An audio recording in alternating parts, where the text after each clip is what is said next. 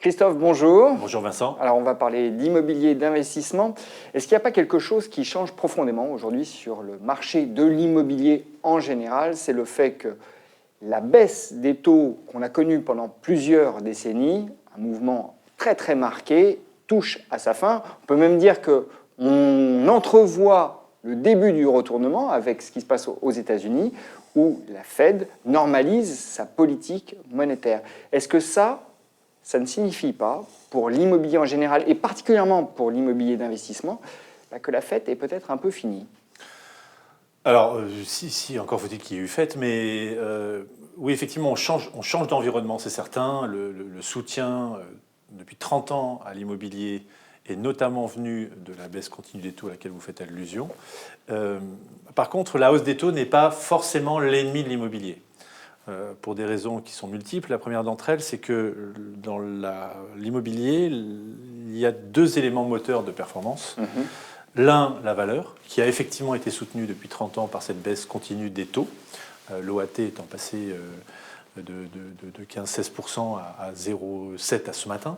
Donc on voit bien l'impact en termes de valeur que cela peut avoir sur l'immobilier. Et l'autre moteur de performance étant le rendement, le flux, les loyers.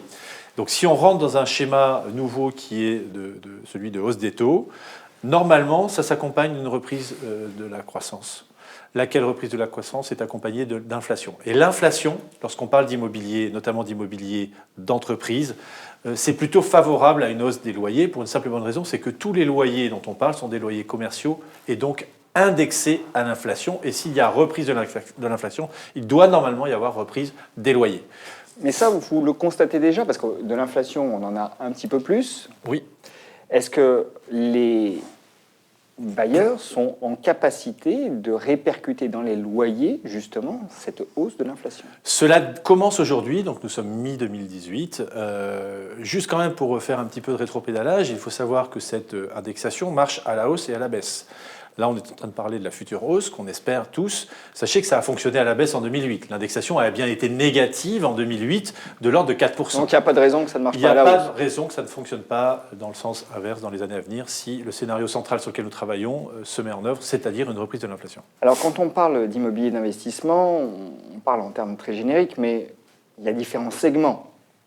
Est-ce que certains sont plus à même, finalement, de s'affranchir d'une quelconque répercussion négative des hausses de taux que d'autres?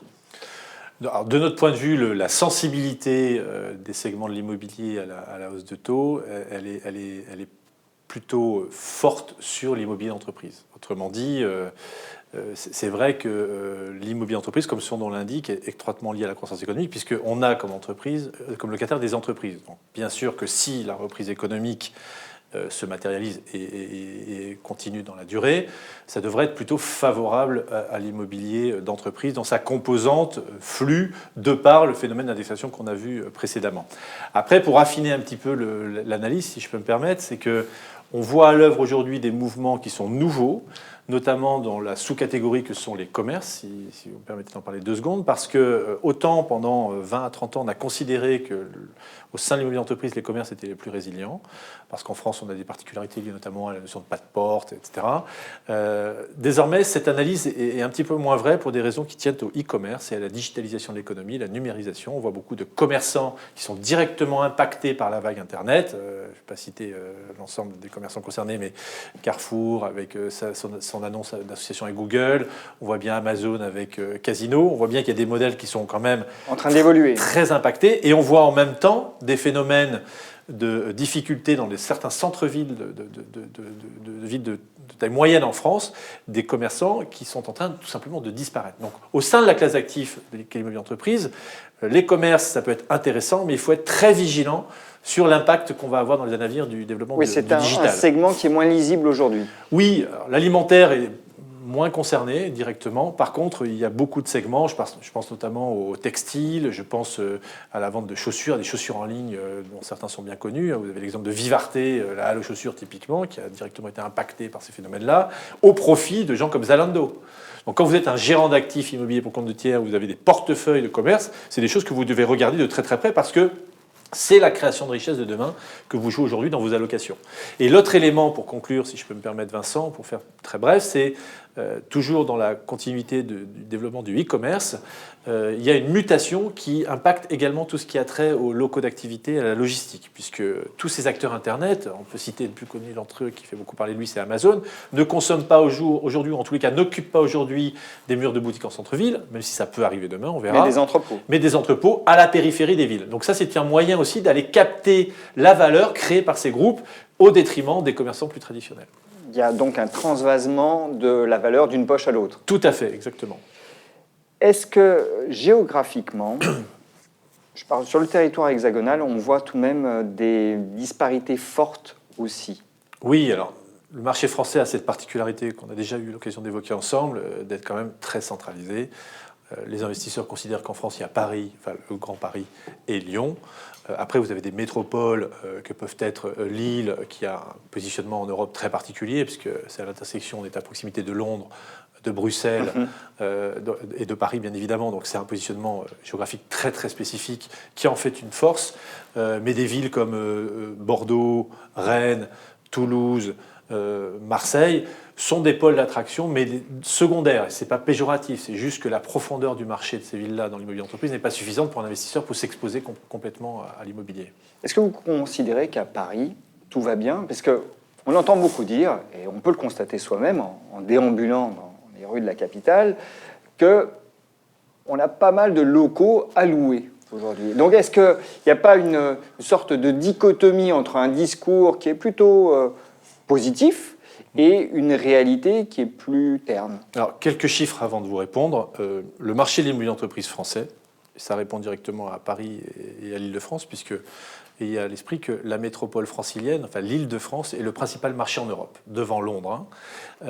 Ensuite, quand on parle de ce marché-là, juste quelques chiffres pour ceux qui nous regardent, l'année dernière en France, 26 milliards d'investissements dans l'immobilier d'entreprise.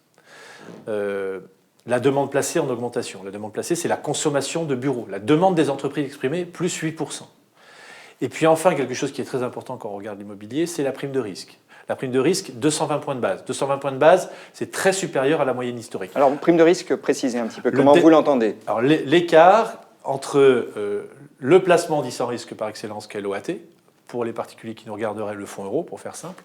Aujourd'hui, l'OAT, c'est-à-dire la dette qu'émet l'État français, l'obligation assimilable du Trésor, 0,7-0,8 à ce matin de mémoire. À 10 ans. Donc, on compare au rendement prime des bureaux. Donc, le rendement prime des bureaux, c'est le rendement des meilleurs bureaux dans les meilleurs emplacements, notamment à Paris, qui est de l'ordre de 3%. L'écart entre ce 0,7-0,8 de l'OAT et le 3% des rendements primes, cet écart, c'est ce que nous appelons la prime de risque. Donc, elle est à 2,2% ou 220 points de base. Et nous estimons, nous, dans nos métiers, quand on regarde depuis 30, 40, 50 ans, la moyenne historique de ces primes de risque, tant que ces primes de risque ne baissent pas en dessous de 150 points de base, il y a de la marge de progression sur ces marchés. Ça, c'est très important à avoir à l'esprit. Pour répondre à votre question sur l'obsolescence du parc ou des immeubles qui seraient à louer ou à vendre sans demande, oui, vous avez raison, il y a un marché à deux vitesses. C'est vrai que post-crise 2008, vous avez eu une accélération de l'obsolescence d'un certain nombre d'immeubles et vous avez des immeubles aujourd'hui qui sont sur le marché qui ne trouveront plus de locataires et qui ne seront plus loués. Par contre, vous avez un autre segment du marché qui a pris une importance très, très, très, très grande, c'est les immeubles bien placés aux normes que demandent toutes les entreprises. Et là, vous avez une course entre les investisseurs pour aller chasser ces immeubles pour pouvoir les proposer à la location aux entreprises locataires qui sont très demandeuses une nouvelle fois. Donc ça veut dire, quand on est un particulier et qu'on souhaite investir par exemple dans des SCPI de bureaux, oui. Eh bien, il faut faire très attention à la qualité du parc détenu par la SCPI. Oui, il faut monitorer le véhicule, donc est la SCPI, par rapport à son historique de performance, par rapport à la gestion active du portefeuille qu'a mis en place la société de gestion, en l'espèce la française. Nous gérons, comme vous le savez, une SCPI qui s'appelle Épargne foncière. Je vais me permettre de la citer, si ce n'était pas prévu, parce qu'elle fête ses 50 ans. Et c'est quand même la preuve qu'on peut, avec des SCPI à très fort historique, faire aussi de la performance, tout en gérant activement le patrimoine pour faire concilier la demande des entreprises locataires en 2018 avec le parc que vous retrouvez dans cette SCPI. C'est ce qui est fait par les équipes au quotidien de la française REM. J'aimerais, Christophe, maintenant qu'on parle un petit peu de ce qui se passe en dehors des frontières de l'Hexagone, parce que vous êtes présent avec la française, par exemple, en Allemagne. Alors justement, le marché allemand, on dit, le marché allemand de l'immobilier de bureau, on dit qu'il est en bulle. À votre avis? Alors, une nouvelle fois, quelques chiffres, parce qu'on aime bien quand même parler de choses très factuelles. Nous, on ne pense pas que c'est le cas. Mais je vous parlais de 26 milliards d'investissements en France en 2017. Par comparaison, c'est un peu plus de 50 milliards en Allemagne. Pour prendre un peu de hauteur, 300 milliards d'investissements en immobilier d'entreprise en Europe l'année dernière et 1500 dans le monde. En Allemagne, il se passe un phénomène tout simple, c'est que vous avez affaire à la première économie d'Europe, qui est tirée par une croissance qu'on envie en France, soit dit en passant, et vous avez un phénomène de rattrapage. Après, concernant la bulle, de notre point de vue, pas du tout, parce qu'il y a de tels besoins exprimés par les entreprises locataires que vous vous retrouvez dans des situations de taux de vacances dans les principales villes d'Allemagne. Je vais citer Berlin, par exemple. L'année dernière, la hausse des loyers dans l'immobilier de bureau à Berlin, c'est 9%. Donc vous avez quand même une réalité économique qui sous-tend cette accélération à la hausse, qui est tout sauf une bulle, nous semble-t-il. Donc aujourd'hui, nous, on s'expose beaucoup effectivement à l'Allemagne, pas que.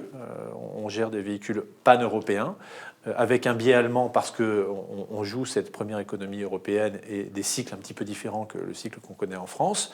Et puis parce que vous avez un marché qui est très complémentaire de celui qu'on connaît sur le marché domestique français. C'est qu'autant en France, comme on le disait tout à l'heure, vous avez Paris et Lyon, pour faire simple, autant en Allemagne, vous avez 7 grands marchés, 7 métropoles sur lesquelles on peut investir.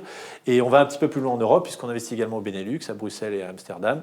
Et puis on a été encore un peu plus loin, puisqu'on investit également à Dublin. Et c'est la mise en œuvre de ce que nous appelons, comme d'autres, la métropolisation, c'est-à-dire que l'activité économique se cristallise autour de grandes métropoles qui attirent la richesse et sur lesquelles les entreprises veulent être présentes. Donc il faut chercher à y investir pour bien diversifier ses portefeuilles. C'est très important aujourd'hui. C'est très important aujourd'hui. Christophe, merci. Merci Vincent.